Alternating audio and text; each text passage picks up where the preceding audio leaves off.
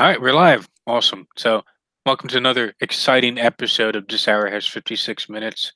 Dan Man has given me this article I think we could get in a lot into. It's about chances of a civil war breaking out into the United States. And I think it's a lot more probable than what they're going to lead on in the article. Because the more diverse an area comes, the harder it is to get people to unify and get patriotic behind the country. Am I right? No, yeah, the more people are kind of not similar to each other's cultures, values, uh, it's going to be tough for them to kind of integrate together, right? To kind of live together cohesively, right? Which is only going to create conflict, right? And usually when we see that, it's usually like racially based as well, right? You'll have like uh, let's say African Americans and white Americans, or Latin Americans, depending on which Latin American you're speaking about. They all have different cultures, customs, and somewhat similar, different genetically. So it's going to always create some sort of type of conflict with the way that they interact with each other. Yeah, me and you were talking about before we went live on the air about India and how after they declared independence, they had the partition of India, but it broke up into different countries. And a historian will tell you it's about religion, but it really wasn't about religion. Race and ethnicity certainly played a big part because when Pakistan split up, it broke off into two parts. They were both Muslim, but it was just ethnically, racially different. They just couldn't cooperate, and they were better off being separate. Yeah, it comes to a point where you two don't you kind of don't see eye to eye with the other side of your neighbor, right? In a sense, because there's different customs and even different genetics play a factor, right? So they both want to be governed differently, right? So one seems the other one as oppressing them in a sense, and then there you go, you begin the conflict. Yep, it's just it's a conflict that's pretty natural. That nobody really has to provoke it. When you when a state power is involved, things can go pretty wrong very quickly, especially since there's two opposing parties that have a very different view on what they want done. Yeah, exactly. And then when it comes to the racial sense of things and the barriers that come with different cultures, yeah, they're going to be, if they're being ruled by someone else that they don't feel is representative of them, then they are going to lash out, right? They're going to lash out against the power structures in some way. So it's ironic to me that it hasn't happened here yet. I mean, they've done a the people that have power here have done a pretty good job maintaining this structure in a sense. Yeah, I'm surprised it's not happening here. But we'll see what's going to happen in Brazil because Jair Bolsonaro is literally thinking about sending the army into Venezuela to just stop the illegal immigration from Venezuela. And so is Colombia too. He's thinking about possibly getting unifying with Brazil in that What action. what is it? Would it be easier though to just secure your borders instead of just sending an army over there? That's the question. Yeah, you think that would be the easy thing, just like you don't have to actually declare war on another country. You just guard your borders. But there is something like, right, like you don't want the influx of other people to come into your nation, right? And that's what Brazil wants, right? But what's the way to stop that is to get rid of that regime, right? If you get rid of that regime, and I mean, I don't know if their plan is to put something, I don't know, like a democracy or something. I have no clue.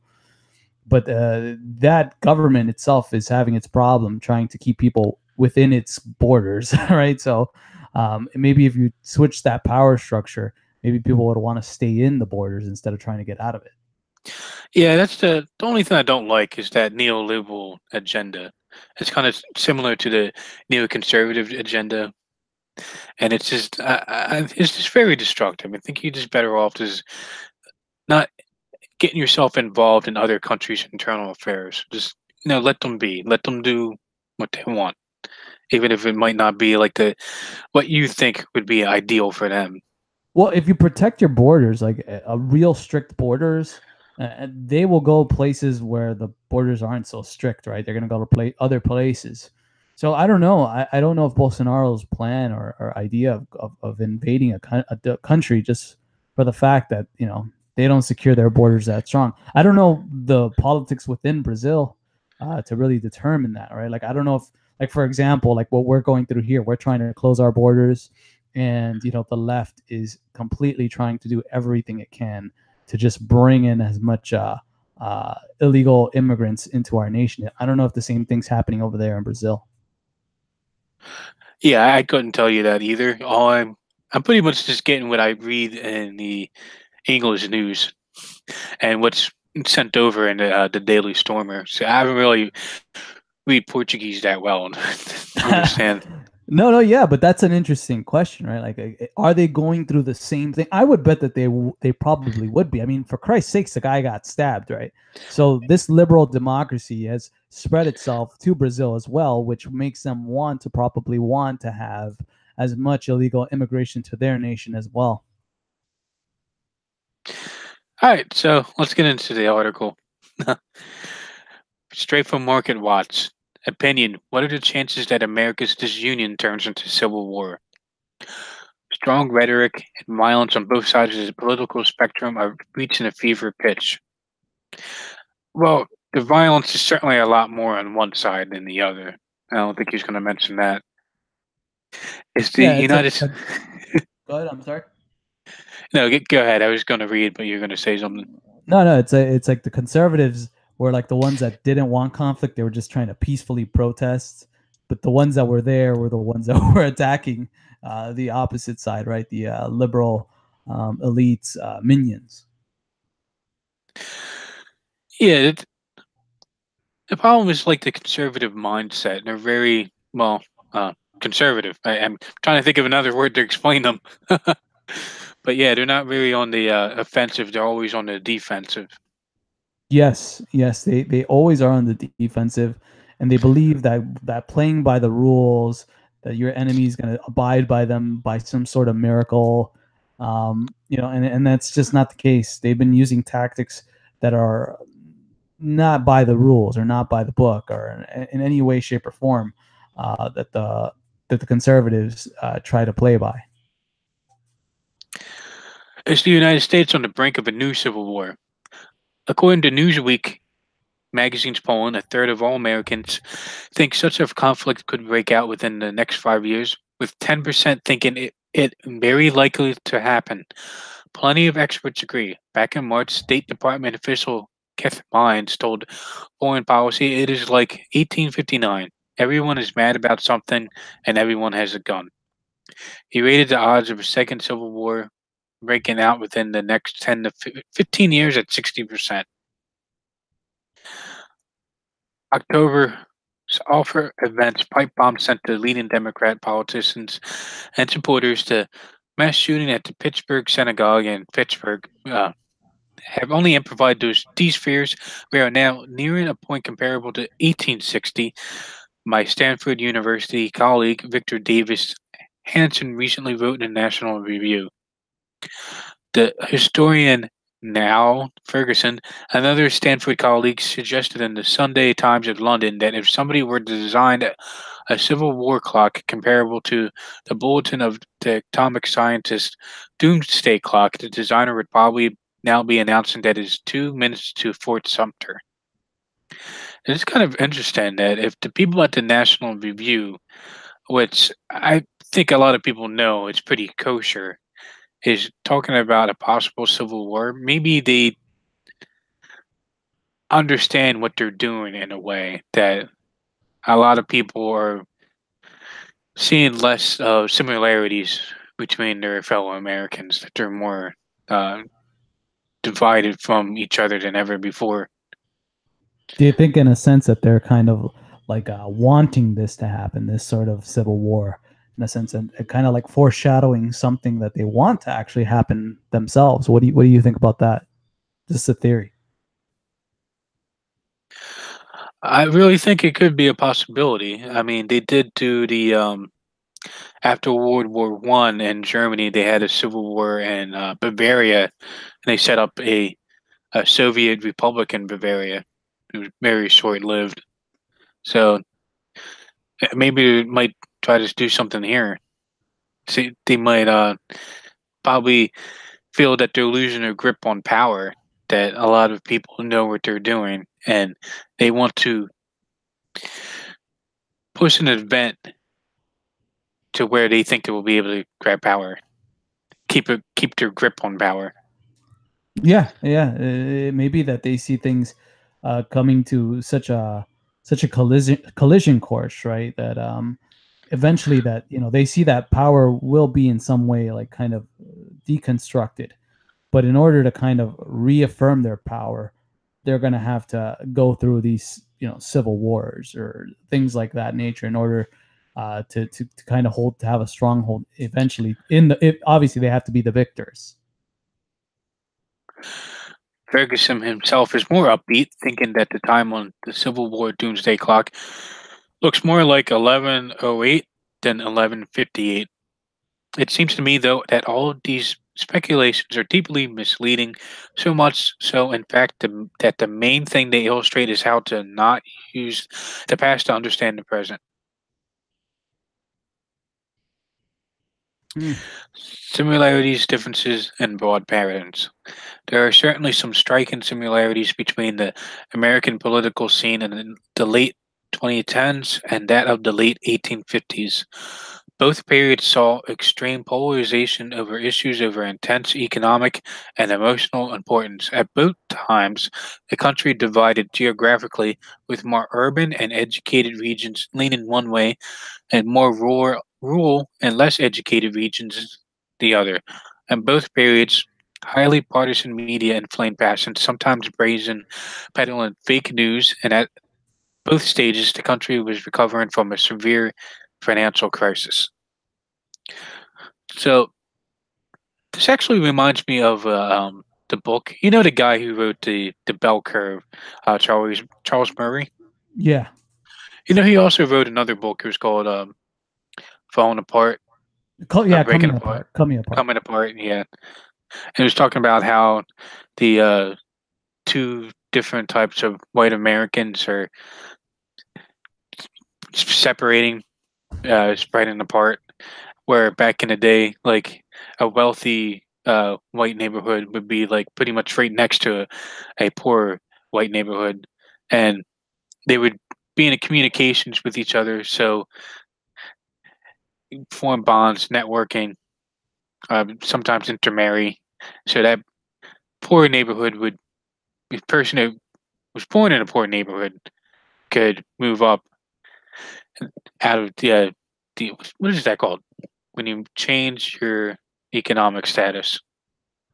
When you change your economics, you mean like move up like the ladder of like I know the shirt. It's like the shirt sleeves. I forgot what it's called. Yeah, I know it's on the tip of my tongue. When you go from the lower class and you go up to a middle class, you changing it, it'll come back to me. Man, I really don't need it to come Yeah, I back think to I me. think everybody gets from moving from one class to the next. Yeah, and now it's like a big divide because these two neighborhoods don't live near each other, so the poor whites pretty much have to live in a diversified neighborhood, and the upper class rich whites live in a less diversified neighborhood, so to speak, in a more of a gated type of communities. And the way they see the world is completely different. How they vote is like completely different. Right, and there could even be, from what I've seen, is completely really wealthy white neighborhoods next to really poor black neighborhoods, and where the black neighborhoods would envy those of the white neighborhoods, right? Yeah. Which you see that So very constant, especially in the metropolitan cities. You see that constantly, where you see extremely wealthy areas, and then right next to the extremely wealth, you'll find a diverse extreme of the opposite. it's kind of funny how it works that way. Yeah, no, it's definitely something new. At least when, you had, let's say, somewhat similar genetics with each other, you would feel for that person. You would feel something more. You would have more empathy for that person. But now it's since you have people that aren't genetically similar to you, you kind of you feel distance from them in a sense, and even distance from the poor. Let's say white, richer individuals would feel a distance even to the poorer, richer white people because they don't live in the same communities any like near each other. Yeah, and I believe it's been a while since I read the book, but he also saw the differences in charity too. How the rich were certainly a lot more charitable when they lived near poorer white people, and now they're a lot less charitable. They'll virtue signal saying how they want to care about the poor, but you know, the wallet says something else. Oh yeah, absolutely, absolutely. Actually, what I was seeing an article and it was saying that the most generous people that donate is that group that we always refer to with the big J. Yeah, Yeah, so they donate at higher rates than anybody else, and I would assume it's because they live in areas since there's such a small portion of the population. They live near each other, so closely near each other, and they donate to organizations that represent them, right? In a sense, so a lot of them. It was a huge number. I think it was like an average of like 2,600 compared to like 1,000 something. It was huge. yeah, that's one thing they're not cheap on. They're not cheap on each other, and a lot of these organizations they donate to, well, essentially just help them. They don't really help people outside of their group. Yeah, yeah, it's a smart thing, right? It's a smart strategy, like an in-group preference and a strategy for them to go forward in the future, right? Especially being a small portion of the population. I don't think that's like. I just wish that other groups had. I mean, like especially white people had that, cohesion and that interest, that in-group preference with each other. Yeah, I mean, I don't dislike them doing that. In fact, I kind of understand it. People's own groups, you care more about your own group than like an outside group. It's just what they they used that power in such subversive and destructive ways is what I don't like. I don't dislike that they have power. I just dislike how they're using the power against other people. Oh yeah, absolutely. I mean, no one here is a fan of in this chat. Is going to be a fan of the way that these people use their power, right? And it's because they're such a small portion of the population, and yet they have such a big amount of influence in our society and in our culture, right? Because our culture is not our culture, right? It's kind of like a fucking mixed bag of shaked up different races, putting it all together and just shaking it out towards us. All right, back to the article. It is all very alarming, but that does not put us minutes away from Fort Sumter. In nearly 4 years that I have been writing columns for Statford, I have repeatedly drawn attention to a distinction that logicians like to make between formal and relational analogies. A formal analogy involves finding similarities between a case about which we know a lot, such as what happened in the United States at the end of the 1850s, and one which we know less, such as what is just beginning to happen in the United States at the end of the 2010s. And uh, yeah, there's really not a lot of examples about the United States. I mean, nowhere in the world has anybody faced such extreme diversity as the United States and hasn't experienced conflict. Yeah, I'm very It's surprised. I'm very surprised that that's still not like it still hasn't happened. Not it's kind of like waiting waiting for something to actually go on when I believe something is actually it's brewing at the moment, right? It's starting to brew. It's kind of like the beginning. It's the beginning stages. and extrapolating from them to variables that cannot be observed in the less well-known case, concluding here that if polarization, sectionalism, financial problems, and political violence produced civil war in the 1850s, they will have the same result in the 2010s. Well, there's certainly a political violence that I have like never seen, and uh, my whole life being here for almost 30 years. Just just physical brawn in the streets that I have never seen. This is certainly a new intensity in our political discourse.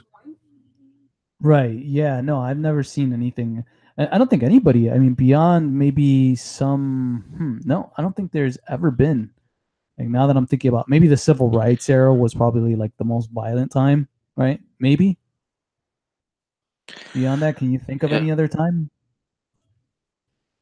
I can't think of a time where people would show up to protest and it would be this violent communist group that will throw firecrackers, bottles full of piss, you name it, at At people. women. I don't think of any other, even during the civil rights, like if they were making a march, would the counter protesters throw like doll crap on them?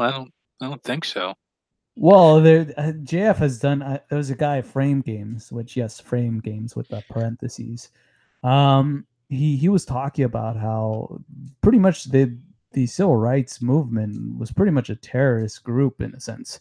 They would go around and they forced legislators into rooms and areas to pass legislation, or else that they would attack them.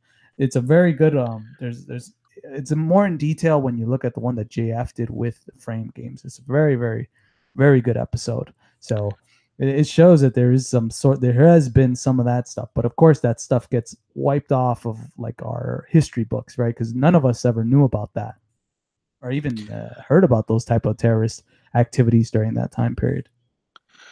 Well, there's actually another good one by the John Birch Society, which is a pretty old school paleo conservative type of organization. And they were saying that the civil rights era was just a ploy to push the communist agenda, and thank God it didn't work. I mean, unfortunately, it passed through too many communist ideologies through, but it's good that they didn't were able to push through a full outright revolution. Well, it's kind of funny because there's a what is it called, the Great Purge, and that Great Purge I was kind of able to see like where the bridge between the neoconservatives and the liberals is. And when the fall of the Soviet Union happened, what the liberals, the communists or whatever, what they clung on to was democracy after that, right? Like democracy being what they need. And that's what has, I guess, helped them during that time. But if you hear neocons as well, what do they always espouse? They espouse the Woodrow Wilson, keeping the world safe for democracy. So there's kind of a bridge between the neocons and the communists when you see the democracy in that way.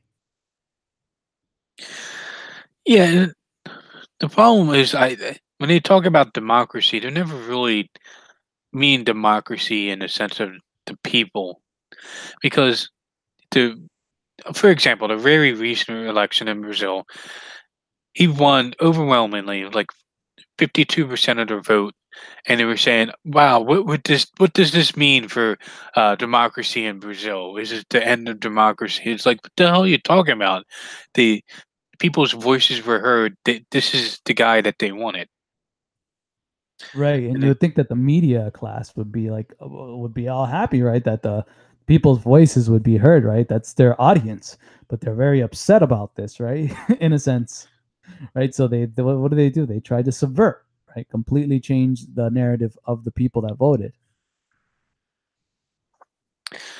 uh, the And you problem see with there, you see there. Oh, sorry, my bad. Just to add one more thing, you see there, like if this like what some of the free market advocates would say here is, oh, that the media should change based on the consumer demand, right? The consumer demand uh, is something pro um, Bolsonaro, but the media does the complete contrary to it, right? yeah, because they're not really doing it for money for profit. They essentially have a monopoly on the media, which is only what, six corporations own all of the mainstream media outlets on the television what you watch on cable, and Yep. they essentially all work together. So Yeah, there's yeah, not really they a work. competition happening. Yeah, it's like a cartel in a sense, right? It's a cartel that works together. But you know, you would still think that they would be in some way restrained by market forces, which is what the libertarians usually espouse. And you see that they do the complete opposite. They still continue to push the narratives that they want. They don't go by market demands. Yeah, in a sense, they don't have to go by market demand either to worry too much about their profit because it really is just six corporations working together, and also they have special subsidies by New York City, uh, some of the other cities. I don't know where all the cities are located at, but certainly the cities subsidize them too because they try to entice them to come to their city, put their headquarters there. They give them favorable tax rates and Oh whatnot. well, go ahead and if you can wrench Richard Dewey. He's a good guy. He's a good dude. If you get a chance. Sure. The problem with formal analogies is, of course, that no two cases are identical. The modern rage over globalization and its discontents does not come close to the moral intensity of the 19th century arguments over slavery, while the consequences of the 1857 financial meltdown were nowhere near those of the 2008 collapse. Even more striking, the forms of political violence in the two periods are very different. The 1850s experienced nothing like last month's pipe bombs. The 2017 shooting of Republican Representative Steve Scalise, three others of the, or the 2011 shooting of Democratic Representative Gabby Giffords, and 18 others. Too bad he didn't go after John McCain, though. And the 2010s have seen nothing like U.S. Representative Preston Book's near fatal 1856 attack on Senator Charles Sumner on the floor of the United States Senate, let alone the bleeding Kansas insurrection of 1855-56, or John Brown's raid on the Federal Army at Harper's Ferry in 1859. The devil is in the details, that differences are just as important as similarities when we try to learn from the past. But how do we weigh up the pros and the cons of comparisons? This is where the second kind of analogy comes in. Rather than cherry picking convenient similarities and either ignoring or arguing away inconvenient differences, relational analogies beginning from broad patterns in multiple well known cases and proceed by, okay, well, this article is not reading that well. It is not that exciting. So, do you want to continue on with it, or Yeah, that's whatever. Yeah, it's fine. I mean, if you want to, no, you don't have to. all right? Yeah, it's just starting to sound kind of dry and not really that exciting. But I'll continue on. No, no, no. I'm So, just saying you don't have to if you don't want to, because I mean, we can move on to the other article that I posted if you like. sure. So, yeah, essentially, they think a civil war is coming in the future. They're not really explaining why, though. I think it's more of uh, racial differences, diversity. Uh, well, not just racial differences, religious differences, you name it. It just really we're more unlike each other than ever before. Yeah, there's nothing Yeah, that keeps us together, right? There's nothing that like an umbrella in a sense, right? Like in the past that would be some sort of like religion, right? Like a religion, like the Catholics kept it together to themselves, right? And the Christians kept them to themselves, and they were under this kind of unification, right? But now we don't have that. yeah, we don't even unify by ideas, right? Well, supposed ideas, very just abstract, like democracy, freedom, liberty. Well, But it yeah, doesn't like really the go idea in. that like yeah, like the idea that the liberals are like the socialists and the Republicans are the party for freedom, and like all those old taglines, you know what I mean? Or, you know, the Republicans are free market, the other ones are, you know, the communist, the socialist, which in a sense it's kind of true, but it doesn't. It just brings it down to two things, and the Republican Party is not that great. It doesn't really how can we say go for our interest, right? Like our interest, the people here and in our chat, in a sense. Yeah, it's really a shame. The only thing that the Republican Party actually gets done are tax cuts, and maybe sometimes they'll do a little, repeal of a regulation here and there, maybe like one or two, but nothing like of substance. And it's not. It's a very useless party for like literally the only opposition against the Democrat. It really isn't that useful. Oh, absolutely And not. Now, the only thing that we could hope for is that we could get some of our people into that movement and into, I'm sorry, into the Republican Party, and somehow, kind of like what the Democratic Socialist parties do as well with the liberal parties, is get people in there. yeah, well, I think a lot more people are probably, well, mostly white people are going to start leaving the Democrat Party because a lot of issues that they brought up, like universal health care and working for the workers' rights, they kind of abandoned that, and they're now onto this identity politics, like as their uh, main platform, main policy objective, and it's just going to turn off a lot of people, I think. Yeah, absolutely, absolutely, man. There's no doubt about that. All right, so on to the next article. It's one about Tommy Robinson. PayPal stops handling payments for Tommy Robinson. Yeah, this is pretty big. I mean, he cucked super hard. I mean, super hard, and it didn't help him at all. He's still going to lose his payment processor, which is more important than losing a platform on Twitter, right? They attack you financially. That's you a way to provide for yourself, provide for your family. That's worse than like losing an account on Twitter. Yeah, yeah, and it's a way to stop your movement, right? To stop your movement dead on its tracks. Yeah, it is definitely a form of censorship, especially with a monopoly that PayPal has pretty much Oh on yeah, processing online payments.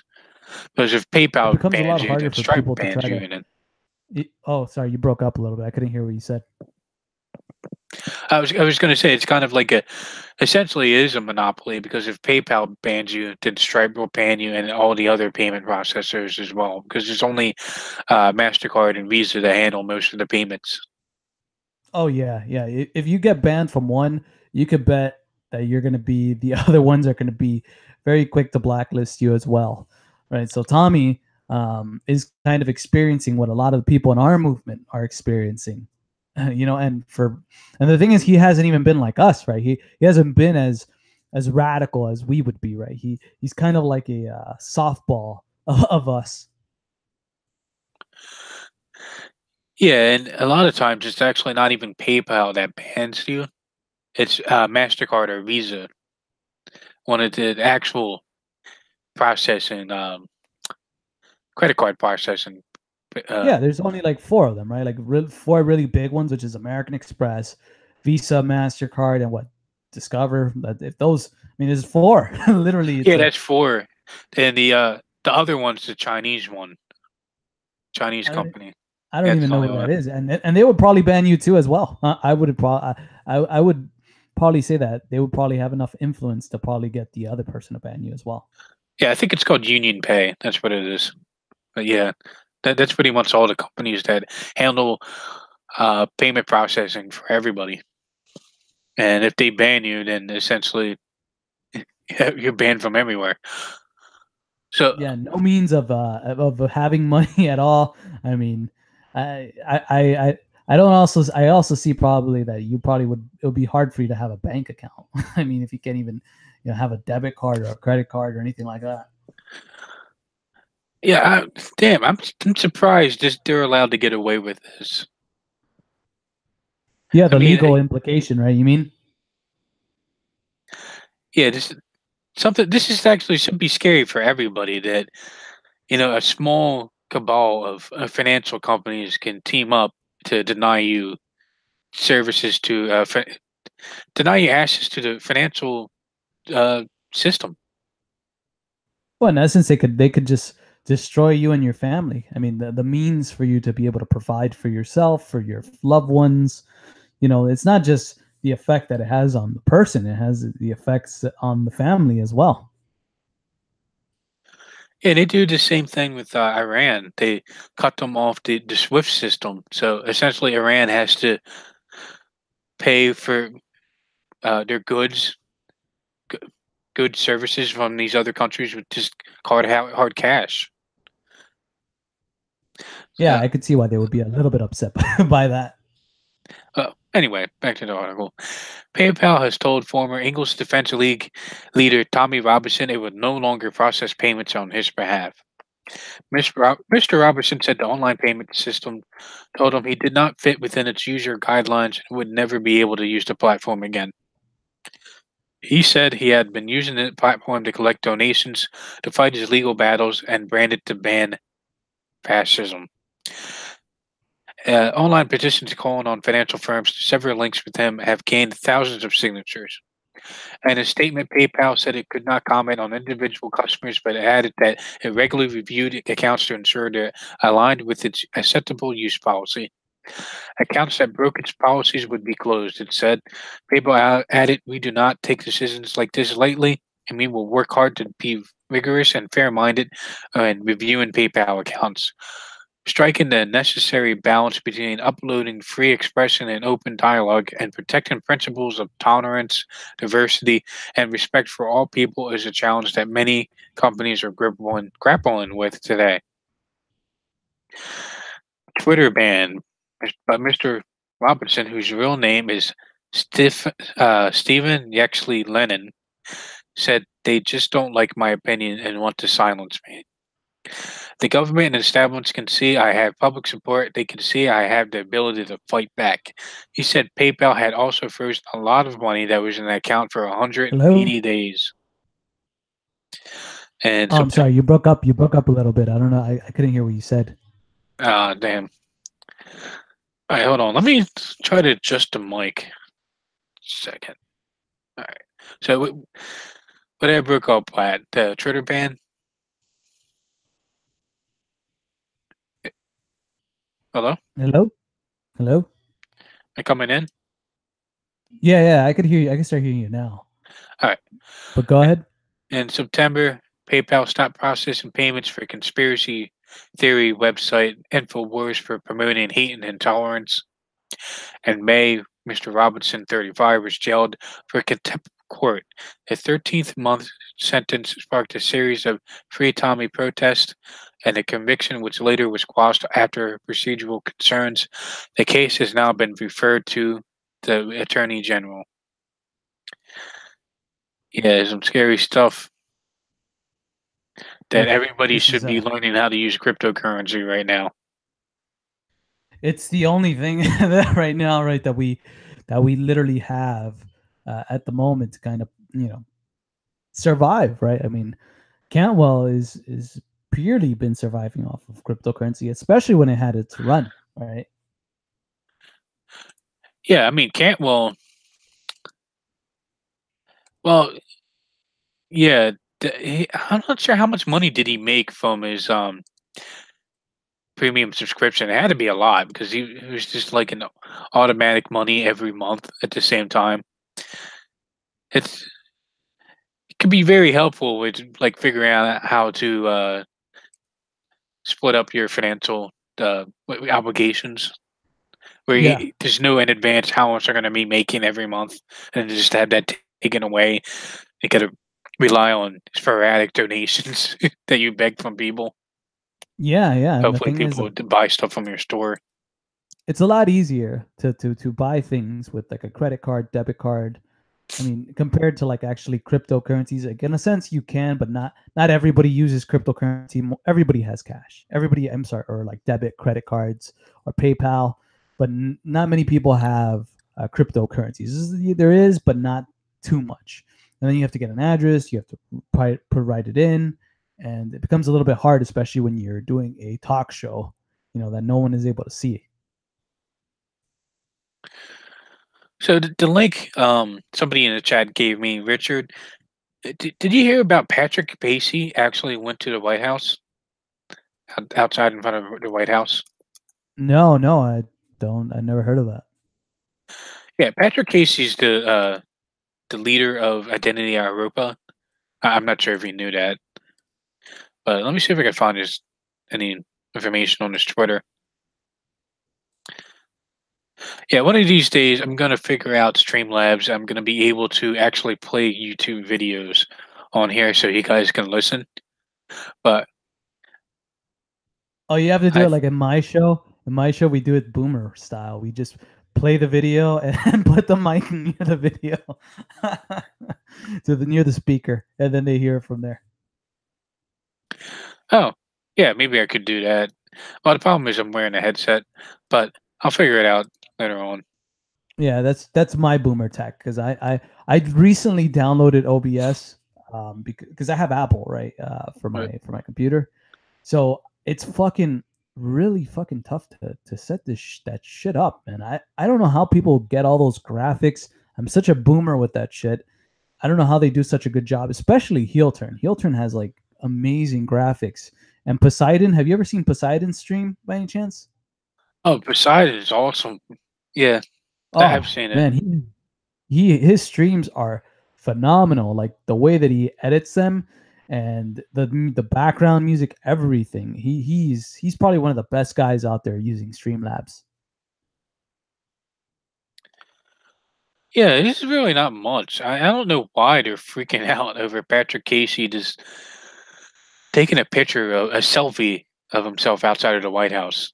Like, I mean, pretty much any American if could visit the White House. I mean, they have tours there, and you can take a picture, a selfie of yourself in front of a White House. I just can't Uh, wait till they compare it to compare when Hitler took a picture in France with the what's that monument? I forgot the name of it. It's in the top of Eiffel my head. Tower. Eiffel Tower. Yeah, you're probably gonna compare it to that. I see the Uh, comparison, the BuzzFeed article of that comparison soon. yeah. Hey, did you see Eric Stryker stream with Boosh V the other day? I saw that they were having a stream. I didn't get to watch it. I'm sure it was good though. Oh, it was awesome. It was about the criticisms of the sexual revolution, and I just really like the one thing that Eric Stryker said is that we live in a society so saturated with sex everywhere. However, there's such little actual sex happening. Yeah, yeah, that's a good point by Striker compared to like all. I mean, God, I mean, literally, I was just watching like they turned on the TV.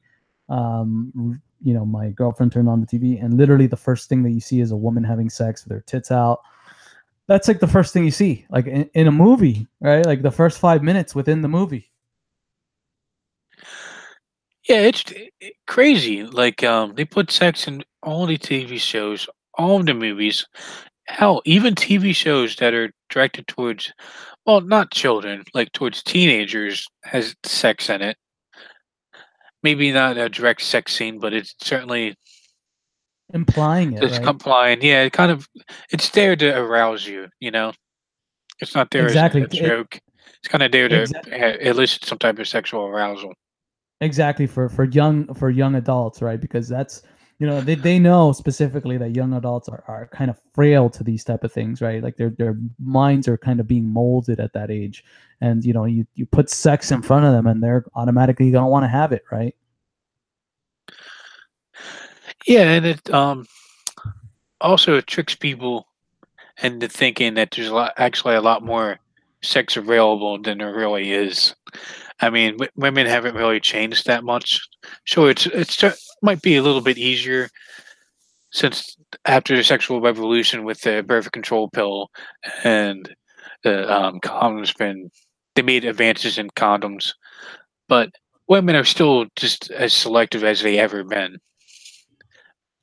And Yeah, yeah, they're just easier to kind of sleep with at the moment, but they still choose who they want to sleep with, right? They don't just choose any random like homeless guy or something to have sex with.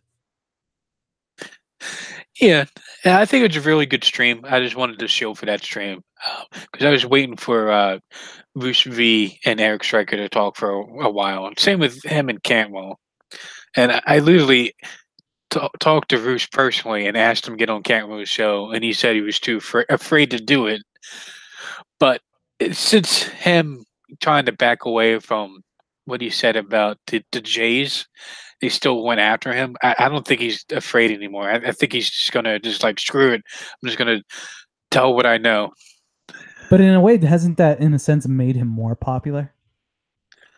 Yeah, ironically, it has made him more popular. Being censored like that has made his all of his books are selling like crazy. So even when he got off Amazon, he said he's been seen a huge boost in sales. Actually, even though you can't actually pay him money, you have to pay it in Litecoin or whatever type of Wow. cryptocurrency he accepts. God, they're trying to stop him as well, just to, to live. We're gonna have people that are gonna be living strictly off of cryptocurrencies and not off of any form of fiat currency. Yeah, and I think he also made another good point. I just want to make this point while we get into this other article, is that the reason why they went after Roos is not only because he's Iranian and they really don't like the Iranians. Like the second group that the Jays really hate, other than white people, are Iranians, Persians, especially for what happened with the Iranian Revolution, where essentially they kicked him out of power. Uh, It was because, unlike other pickup artists, where they'll tell you how to maneuver yourself in the new sexual revolution paradigm, he was actually out there criticizing the sexual revolution, saying that we need to go back, or not really go back, because he said if we went back where we used to be, we'll essentially just go forward to where we are now. But to have a more healthy look on sex, where it has to do more of bonding, more of a long term relationships, and ultimately family, other than just the hedonistic view of it. And that's essentially why they shut him down because they don't want people getting married, forming families, having kids, because that essentially creates a more of a self reliant, self sufficient type of people that would be able to rise up against the system. Well, yeah. Look, I mean, look at all the incentives like for like BuzzFeed, right? That's not good for BuzzFeed. That's not good for Vice. That's not good for a lot of these publications, right? It spans a lot more than just the, than kind of the sexual revolution, just from its sake of history, but what the current damage does to the current infrastructure of society and the press, pushing people are going to start to recognize degeneracy, right?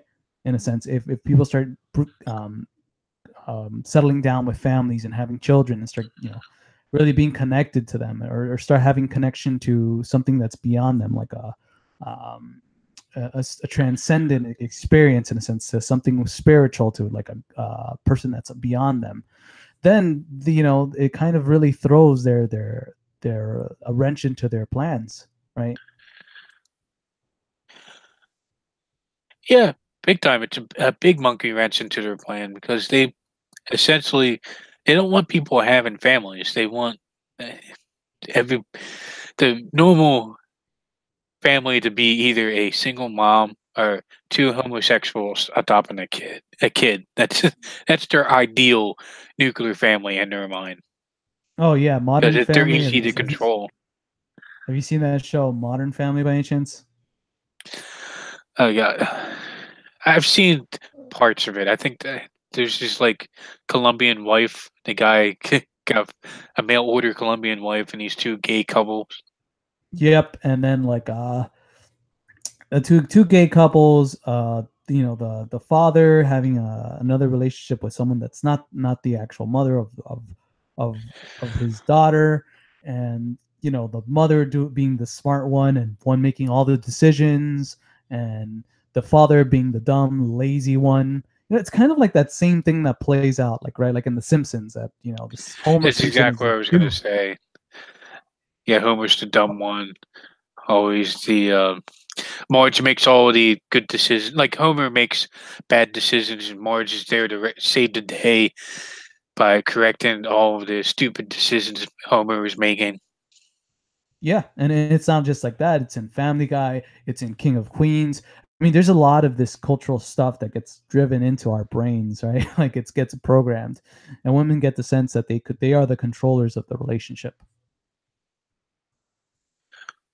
Yeah, When this in is just. reality, in the past, oh, sorry, go ahead. I was gonna say this just makes it just putting it in the heads of women like that just make it. They're gonna have very unhealthy relationships going with that mindset.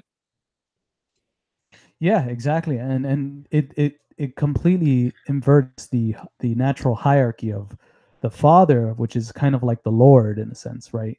Of the family, the one that everybody looks up to, right? It takes away that natural hierarchy. Yeah, it's a shame, but I think it's definitely gonna have to be corrected. Definitely because it isn't just white people; it's also Asians as well who experience a big hit in fertility rate, and it's something that's just going to have to change because if it not, it's just going to be Muslims, blacks, and Jews. It's going to be the future of the planet, and everybody else Oh, is that's just going going to to be die such a out. diverse planet, right? Such a Yeah, diverse planet with Jews, blacks, and Muslims. Eventually, they're going to have to interbreed with each other too, I guess. all It's, right. it's gonna So be it's gonna be a struggle between biology, right? Between which the Jews would still be in power, and they would probably encourage race mixing between the Muslims and blacks. That's what I would probably see too, as well, the Arabs and blacks, whatever. well, in reality, I think what they want is kind of like a Honduras. Honduras, if you look at the demographics, it's like 1% white, and Jews are even smaller percentage than that.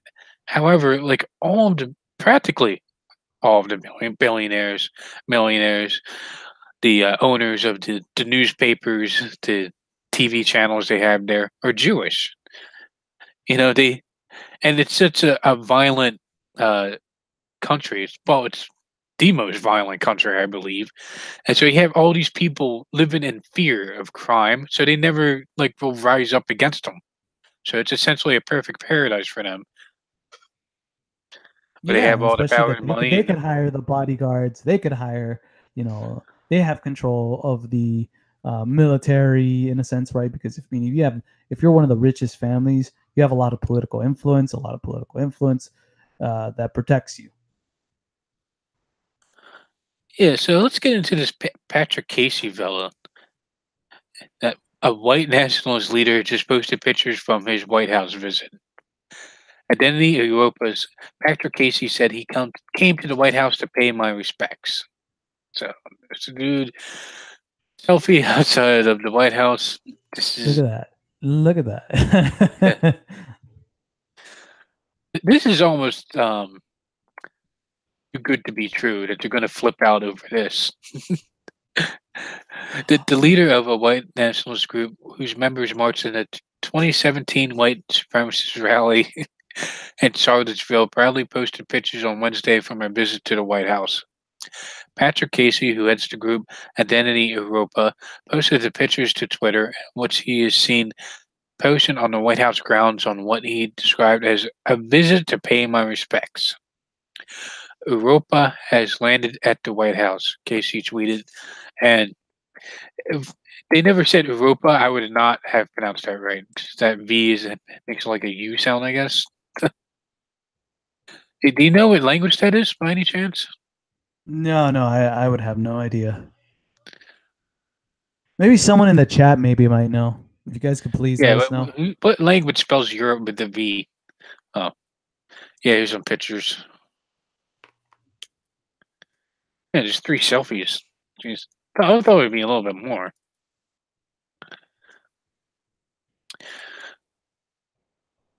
White House Deputy Press Secretary Lindsey Walters emailed the Daily Beast that Casey was more than 25,000 people who came to the White House Fall Garden Tour, which is open to the public. Free tickets are available to anyone who attends. Okay, so I was right. It was just a free tour that any American can go to see the White House. Oh yeah, but they're gonna freak out because this is, and they're gonna associate this with like And associated with nationalism and Donald Trump somehow. yeah, exactly. They're gonna just push this on Donald Trump and like, oh, disavow him. He was outside your White House. You let him in. Disavow, you're too close to a white nationalist. You, but he was That's literally right literally at what. your house. Yeah, exactly. That's literally what they're literally what the articles are going to happen. Like I said, I put up a fictional one, right? Like a comparison with this, like with Hitler and the Eiffel Tower photo. So you'll see things like that. I wouldn't be surprised. Oh, what about Uh, did you hear recently, a little bit off topic, but about the Tucker Carlson and the Antifa? yeah, that's they're probably picking with the wrong guy because Tucker Carlson has a lot of political pull within the Fox News and the Republican Party. I don't think they're gonna get away with that, harassing Tucker Carlson. It's interesting. It's So, an interesting, definitely. But go ahead with the article. We'll talk about yeah, that after. yeah, we'll talk about it later. But they literally broke. All right, I'll stop. Though Casey's post was dated Wednesday, Walter's explanation suggests that he visited the White House on either October 20th or October 21st when the Fall Garden Tour was held. That would explain Casey's access to the White House South Front. Sources familiar with how the Trump White House operates had told the Daily Beast that Casey could not have reached the location in which he was pictured on the kind of tour that occurs more commonly than the garden ones. Casey didn't immediately. Damn, they really researched this, didn't they? Oh yeah. Casey didn't immediately respond to a request for comment regarding these discrepancies. I hope he doesn't give these guys a comment and just let them do whatever. Still, his triumph. The social media posting underscores the degree to which the president has become a magnet for white nationalists, even as he seeks to downplay his ties to them. The pictures from Casey's White House visit were tweeted on the same day that President Trump held a press conference in which he wrestled when a reporter questioned whether his embrace of nationalism encouraged white nationalists. Trump responded by claiming that the question itself was racist. A reporter who asked the question is African American. Okay. Oh, they have to point that out, don't they? Identity Europa is a highly controversial group. Several of its members marched with other white power groups in Charlottesville, and its previous leader was found guilty in a misdemeanor trial for his role. And this is really nice. Like they call them white power groups, they call them white supremacist groups. None of these guys call themselves that. They're putting labels on them that they don't even call themselves. Yeah. Since taking over Identity Europa late last year, Casey has sought to distance the group from that fatal rally by adopting a public image focused on white identitarianism. The group's model, "You Will Not Replace Us," refers to both to the idea that non-white groups are intent on eliminating white Americans and echoes the "Jews will not replace us" slogan that white supremacists chanted in Charlottesville. Casey isn't the only far-right extremist to visit the White House during the Trump administration. Trump met briefly in August with Lionel LeBron, a leader promoter of the QAnon conspiracy theory, which alleges that top Democrats are pedophiles. Well, I mean, it's who participate in satanic rituals. Now, I think that's totally true, though. I don't think that's a conspiracy I don't theory. think that there's anything wrong with that statement, especially like when you look at Joe Biden literally trying to molest fucking women, like little girls. There's definitely some truth there. That Oval Office meeting and accompanying photo op led to a scramble within the West Wing to figure out how exactly LeBron was granted such access. Those familiar with how the Oval Office works noticed that the only way President Trump would have sat for a picture like the one with LeBron would be if a senior official vouched for the guest and waved him or her in. Ultimately, White House Press Secretary Sarah Huckabee Sanders was forced to address the matter, writing in a statement that a large group came through the White House for a brief tour and a photo, without offering further explanation on the bizarre episode. Yeah, pretty crazy that something that was really just benign. Somebody going on a tour available to anybody in the public to see the White House. Can And you imagine if that was Richard Spencer doing that? Like how much more outrageous things would be. they probably wouldn't even let him in because everybody knows who Richard Spencer is. Yeah, Richard Spencer would be the guy that they just, no, don't even get close. Or David Duke or someone like that. Oh, Yeah, I'm David trying to Duke look for would the. cause a riot. David Duke would cause a fucking riot. When I'm very kind of upset with the David Duke. Well, how the media portrays David Duke, and compared to like you just go on his YouTube channel, hear the guy speak, what he talks about. And this guy's like a Jared Taylor in a way. He doesn't curse, doesn't use racial slurs. Is Very respectful very guy. respectful. Yeah, it's a shame the way that what they've done to try to really destroy David Duke. But I don't know. David Duke is I don't know. No one he can't be destroyed. In my opinion, he can't be destroyed. As much as So, they do their black KKK whatever Klansman video, whatever the hell that is. the Black KKK Klansman movie. Yeah, they portray him as like the evil guy and whatever, a racist, blah blah, all that. The whole fucking same talking points that they've always had. Yeah, when they I think the word racist gets thrown out way too much that I don't even know what the hell it means anymore because they use it in pretty much every context they can think of. It's just Exactly. so confusing to know what the definition is. Well, racist, as David Duke points out, was actually created by Leon Trotsky. Oh, it's just a way to attack your opponent, Yeah, exactly, essentially. and to stop people from recognizing patterns, in a sense, right? Uh, Yeah. to stop noticing. I mean, especially during Russia during that time period, there's a very, very, very strong correlation with a group of people, and to make a word like racist, to stop people from noticing that pattern. So I wanted to bring this up, just a random knowledge that probably a lot of people didn't know about. You mentioned the Hitler tapping that picture of the Eiffel Tower, him by the Eiffel Tower. Did you know that a lot of people make fun of France about, oh, they're cheese eating surrender monkeys because of what happened in World War II? But did you know that France, before France was created by Nazi Germany, was ruled by a literal Jewish communist named Andre Leon Blum? Have you ever heard of him? No, I've never heard of him, but am I surprised that he's a communist and a Jew? Not at all. Yeah, so when the Nazis were coming, and if you look at this guy's party, the symbol for the Communist Party he was a part of uses the three arrows that the modern day uh, Antifa uses. And Yeah, yeah, the essentially three that arrows. and essentially that Communist Party that Leon Broom was with had big connections with the Antifa and Germany.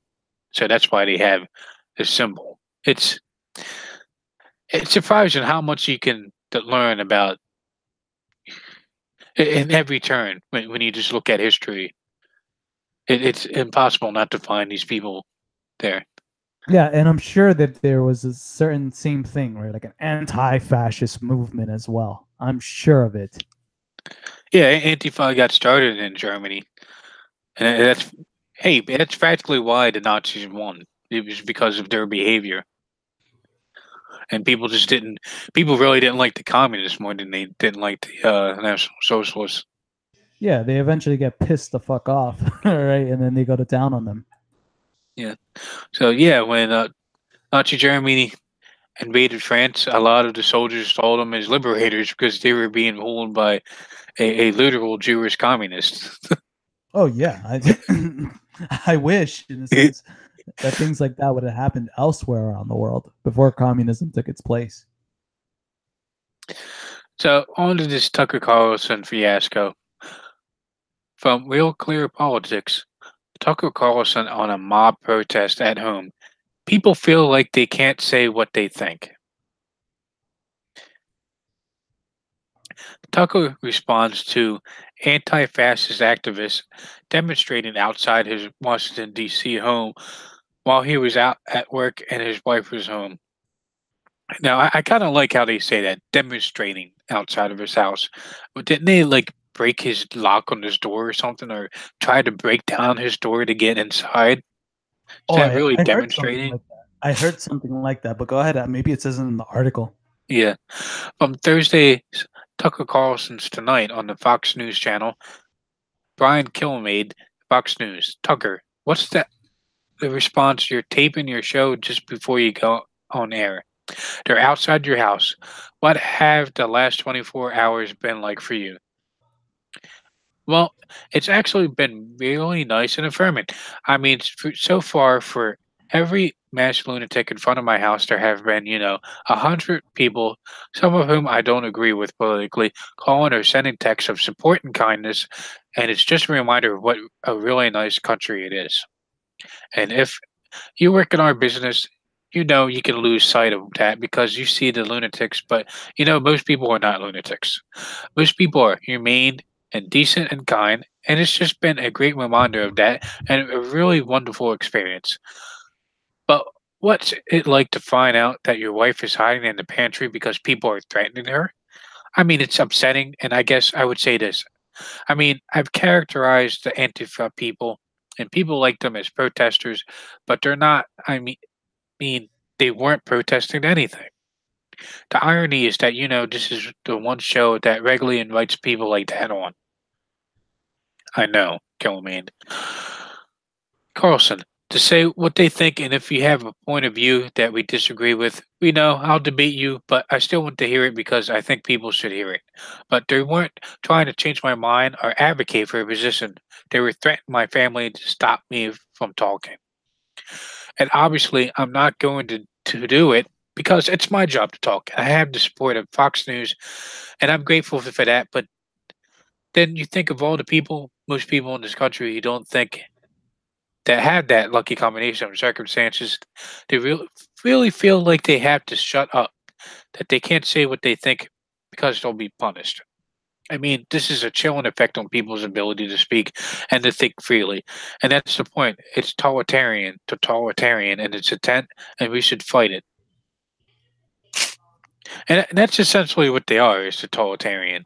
They don't even want to hear you speak, to even hear your reason for what you think on why you think.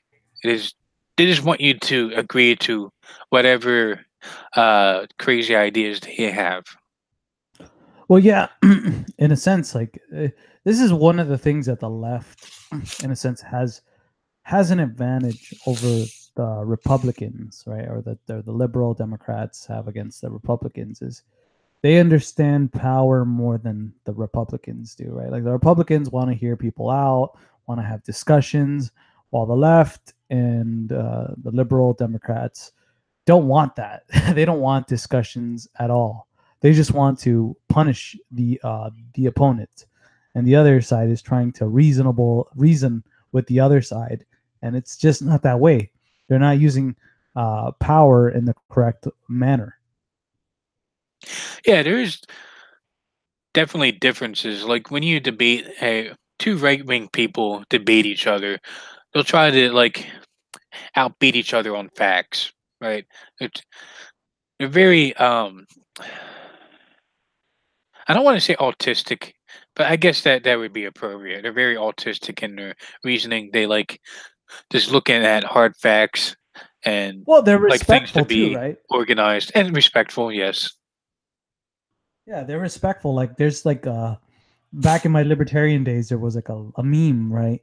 A libertarian debating a socialist, and you see like two people with knives, and then a libertarian debating a conservative, and like they see them all dressed up like with like glasses of wine, and that's literally what it is. Even with the libertarian, you know what I mean? The libertarian could understand that debating with a conservative is something respectful compared to debating something like a leftist, socialist, communist is just going to be a wild ride in a sense.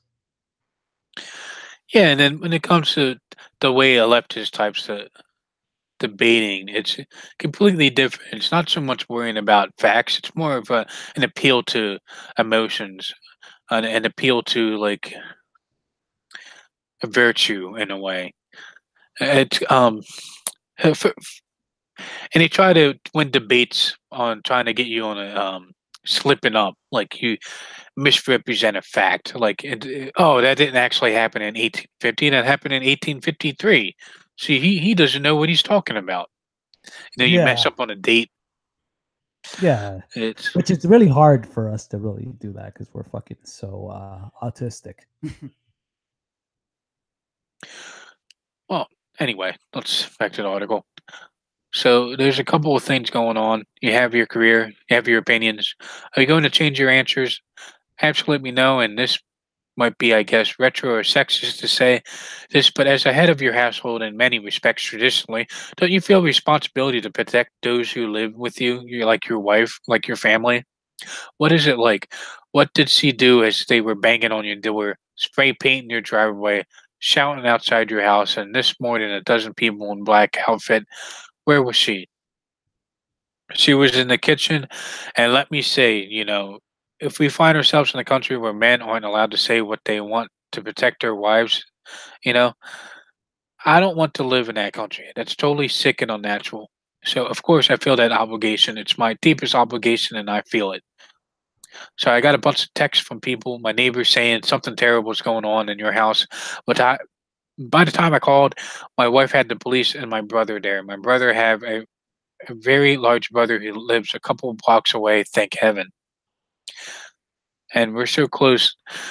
He was there immediately, but so she was standing in the kitchen waiting to go out to dinner. People start pounding on the door, really getting the door hard, screaming and threatening, and she thought it was a home invasion.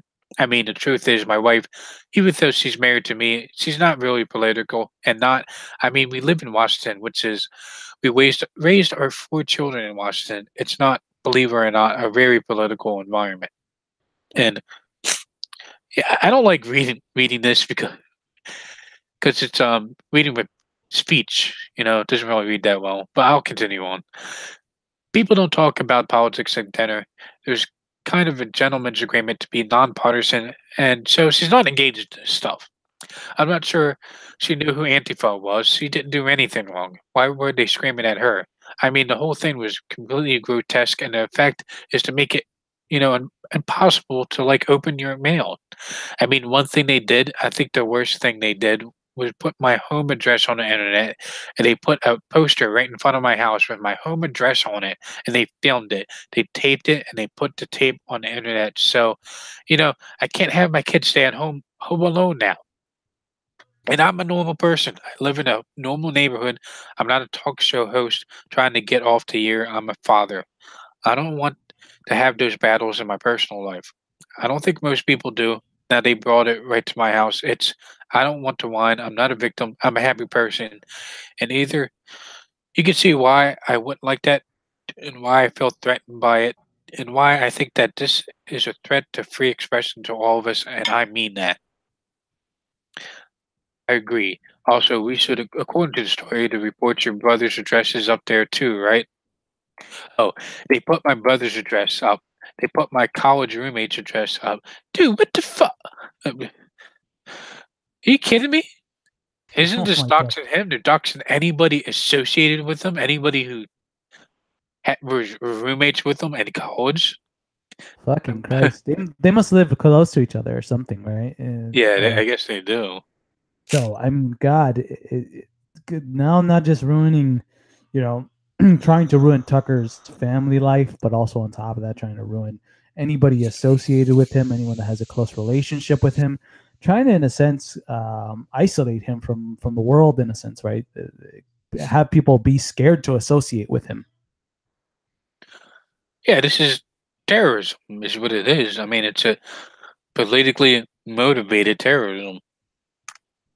Yeah, yeah, It's they want to completely just people to ostracize him and not want to associate with him. So it's very clear. That's why they do these things. and this is to shut them up. They're using their.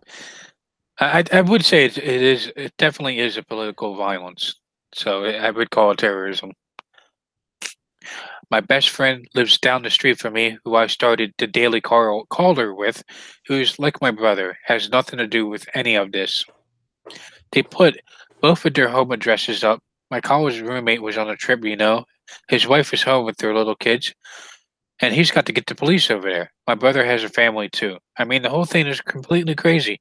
I should say, just for the record, that I would guess that the overwhelming majority of my neighbors are Democrats.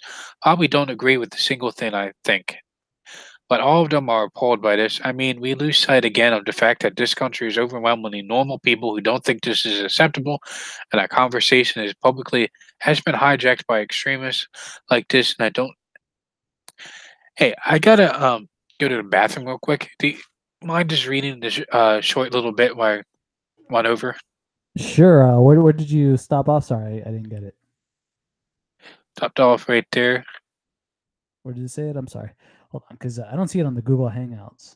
Oh, you don't? I can just share the link. Yeah, share the link and just let me know where you stopped off at. Let me see here, because I see it on the actual on the YouTube, but I actually don't see it on the Google Hangouts. Let me see here. Where'd you stop off at? I stopped off when they were talking about the Democrats. That majority of his neighbors are Democrats and don't agree with him, but they're normal people. Let's see here. Wants to. Well, anyways, I'll just read it from where it says Carlson. Well, they're absolutely violent, or is it anything about that? Let me see here. All right, I'll just read it from there. It's fine. You go ahead if you want. Oh, looks like you already went. So it says here that Carlson. So these are semi-public people, yes, and I can't prove that. We're going to find out, but I'm thinking to myself two things. If you have something to say, you're always welcome to come back on and say it again. He doesn't want to say it. He doesn't want to convince you. Kilmeade, right. Carlson, he wants to scare you into shutting up. And second, why are the rest of us sitting back and allowing speech to be squelched like this? I mean, nobody is for this really other than a tiny minority of people, and yet they have control. How did we get here? Kilmeade, because they got away with it. And I'm going to add this, Tucker. So you hear Antifa. You know we cover this every single day. You saw the bike racks being thrown. You saw the bricks being put through the Starbucks windows. These people, they yell, they scream, and they're violent. So they've got to really weigh in your mind. So we've seen them in action before, Carlson. Well, they're absolutely violent. I mean, you know, I don't want to pretend to be the tough guy. I'm not a tough guy, but I mean, I've been doing this a long time, and I don't feel threatened physically. But you know, I have 5 other people in my house. Maybe they do, and that's the point. So if I'm walking down the street and someone comes up and says, you know, I violently disagree with you, okay, you know, let me hear about it. But to do this is a form of intimidation. So why are we describing it as a protest? It's a protest in the sense that when the mafia tells your store owner, I'd hate to have this place destroyed. That's not a protest. It's a threat. Kill me. Exactly, Carlson. And that's what this is. Kill me. Hey, Tucker, you're supposed to be on vacation. I appreciate you joining us. If anything, if anybody wants to know, I'm sorry, if anybody wants to know, talk is going to be intimidated, watch his A block. That's the beginning of the show when he comes back. You just as I have a lunch. You're not going to be pulling back. Carlson, thank you, Brian, for capably filling in. I appreciate it. Kill me. Okay, Tucker Carlson, thanks. Please go back to your vacation, whenever it might be. Meanwhile, 11 minutes now after the hour, Victor Davis Hanson, one of the deepest thinkers, respected thinkers. Okay, I guess this is like the ending of the article. But yeah, pretty much summarizing this whole article is Antifa's going out and intimidating, the real big public figures in Fox News, right? So they're not just going after people in Charlottesville as they did during that time. They're also attacking the mainstream personalities, people in a sense that are kind of like Tucker Carlson, who in a way are towing the line between the alt-right and the conservative and the alt-right, right? Would you agree with that, Raphael? Yeah, I'm pretty sure he consumes alt-right content. It's so crazy at how he's definitely hiding his power levels. I think he agrees with the alt-right more than not. Yeah, it's and he's on national television, right? I believe he's the highest rated political commentator, isn't he? Yeah, he's the most highest rated TV news segment in the country. Yeah, and this is going directly into the ears of the normies in a sense, right?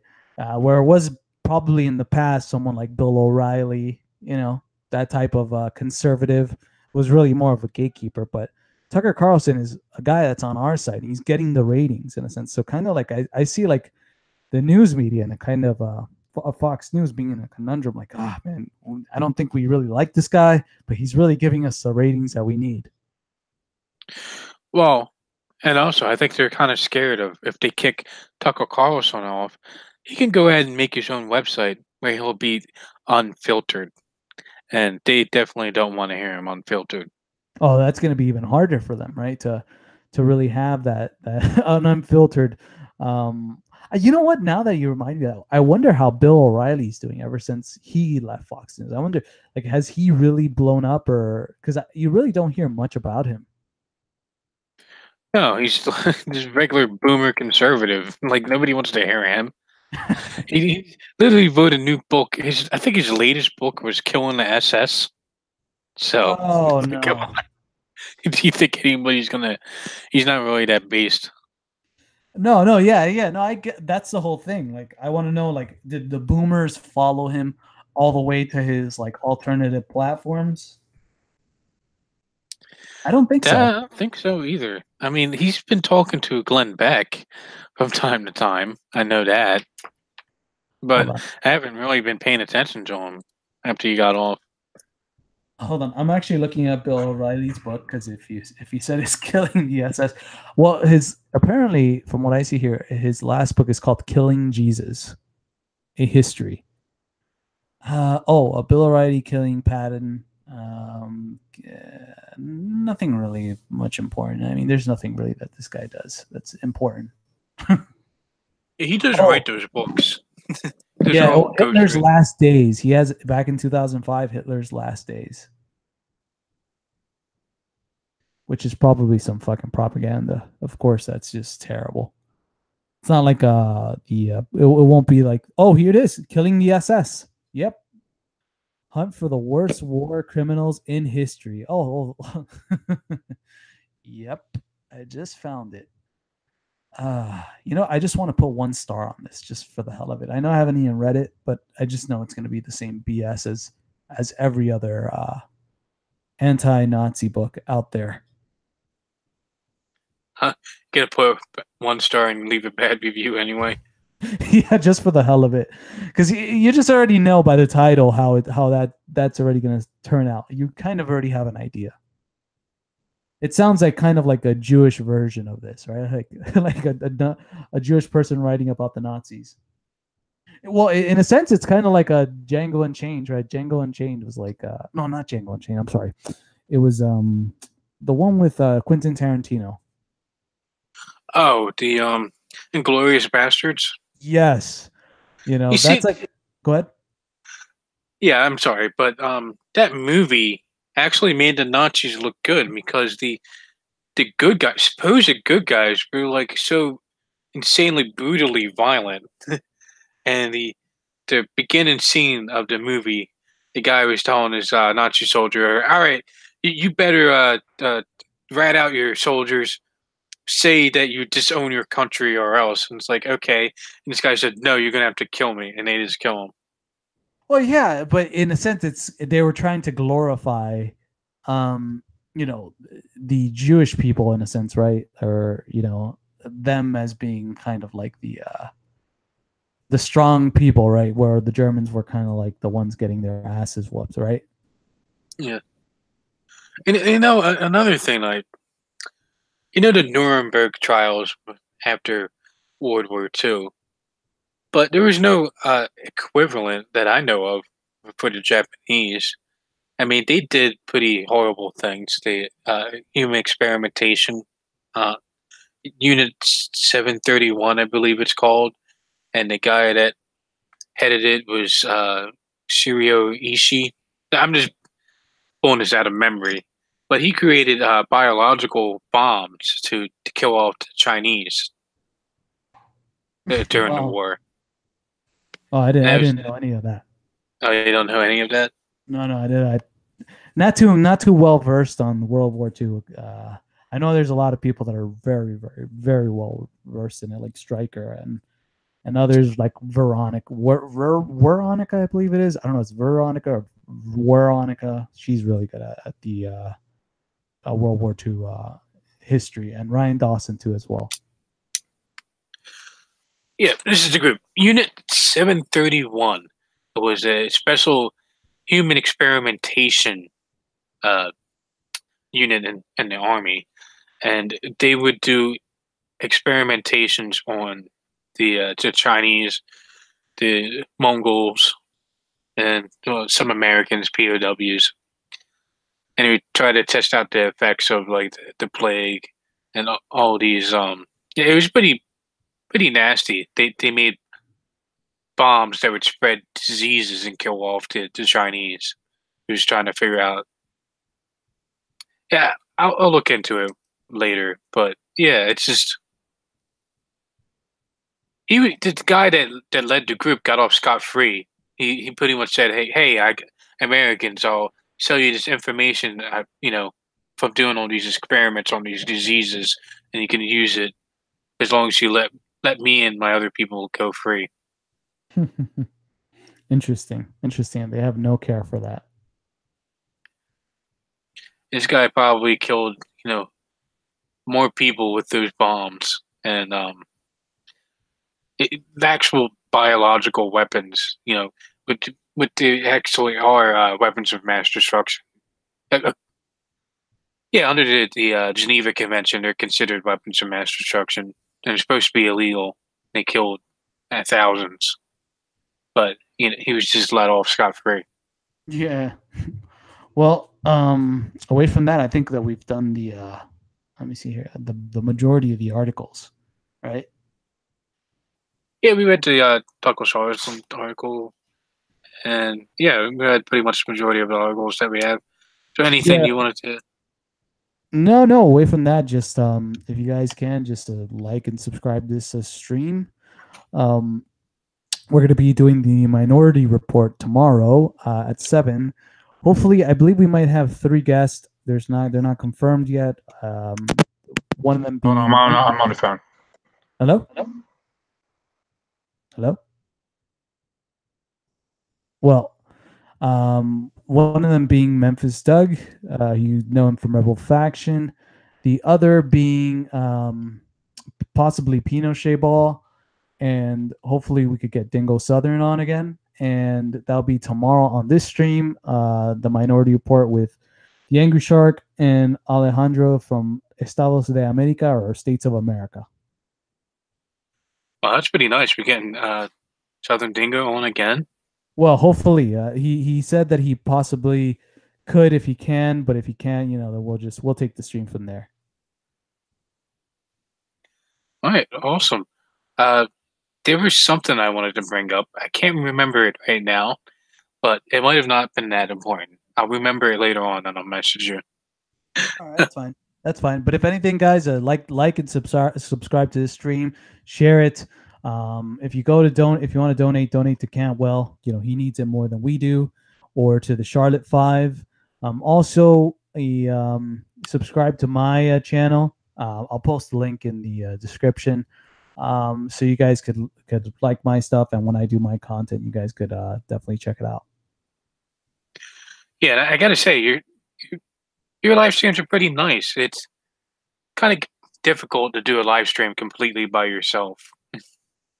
Yeah, it is, but I have so much shit on my mind that it's kind of, I just like express it all at one time. Like I'm constantly I'm a thinker, so I'm always kind of thinking throughout the day.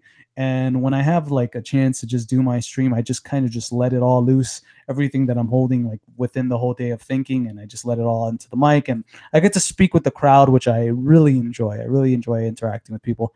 I've wrenched every person that's on my on my chat. So I mean, it's just really fun. But thank you for the kind words.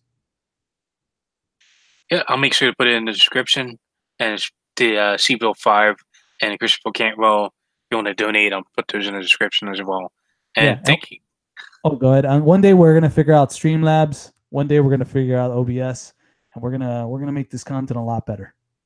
Yeah, we're gonna do it like presiding, where the donations are read aloud by a computer. Yeah, he's just got that shit on point, man. He's got that. Oh man. But eventually, we'll have to find some other platform, because did you hear that Streamlabs got rid of Ralph Retort? Are you kidding me? No, Streamlabs they got rid of the Streamlabs. I guess they canceled Ralph Retort's ability to make money on Streamlabs. So that's just another sign of things to come. Yeah, well, we'll figure out a way out of this. Yeah, there's it's kind of funny because it's like this cat and mouse game. It's like we get on a platform, they ban us. We find another platform, they'll ban us there. Then we get on another platform, or we find something. There's always some way to kind of go around things. Yeah, I think he's on D Live, isn't he, right now? Yeah, which is a platform that most probably we're all going to be heading to.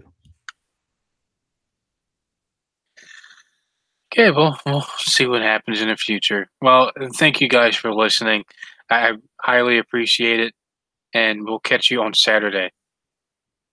Alrighty, guys.